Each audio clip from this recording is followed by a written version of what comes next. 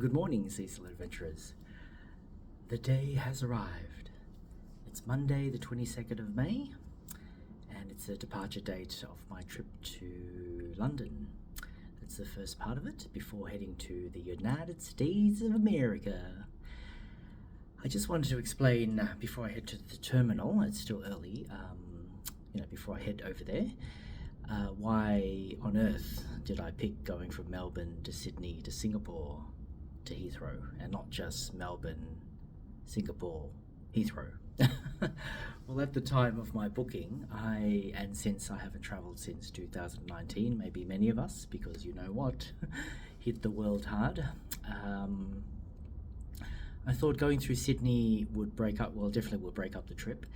And yeah, that's pretty much the reason why it probably doesn't make sense. I've talked to a couple of people about it, and they're saying it's taking longer, obviously, because I need to go to another city that it's not my destination, as in I'm not going to spend any time in Sydney. It's just going to be a transit in the airport. So yeah, but I don't know, in my mind it was my way of easing myself back into international travel, and therefore getting on and off the plane, kind of, literally breaking it up, just stretching my legs in another airport, or off the plane at least, not just sitting on the plane. There are flights, I believe, still currently. If you left from Perth, Australia, it goes directly to Heathrow. But obviously, in my case, living in Melbourne, I would need to catch a domestic flight to Perth and then take a flight to Heathrow directly. I've never tried such a long haul flight of that length, going from Perth to Heathrow, for example. I'm happy to do it this way. Well, maybe next time, if there is a next time, because I've got a mortgage now with my apartment. I'll try to reduce, keep the number of airport transfers to a minimum. So next time, if I go to London, it will just be Melbourne, whichever stopover, like Singapore, and then Heathrow, not Melbourne, Sydney, Singapore, Heathrow. And I know other people have done it, and to save money, like when they've gone across Europe or from Europe to America, they've gone a very kind of roundabout way, changing many different carriers, but then apparently it saves money, but increases time. So anyway, what's done is done. So my first leg of the journey today, the flight takes off at 12 noon. It's still quite early. I'm just checking the clock because I can't see the clock when I'm recording.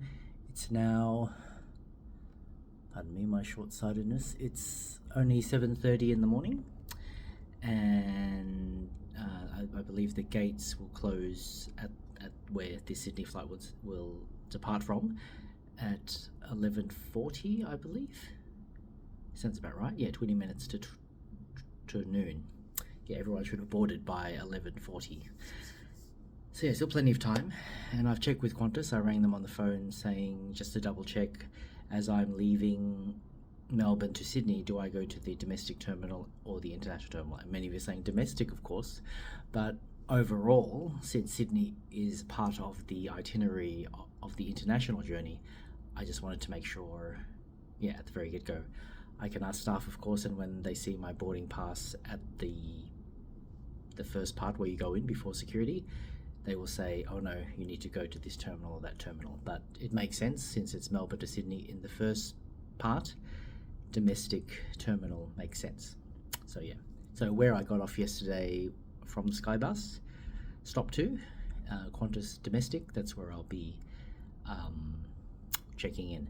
I've already done the check-in online, which I don't usually do, but I thought I had time and it allowed me. Obviously it allows you. And I don't have any baggage to stow away in the hold of the aircraft. I'm going to take all the baggage with me onto the flight. So yeah, pretty much that. I haven't packed everything away, so I just need to put away like my diary and other bits and pieces, but I think it's a little bit too early to hang around in the terminal. I know I could do some more videos there, but it's not as comfortable just to be versus being in the hotel room for the time being. So yeah, I'll leave it where we're at now.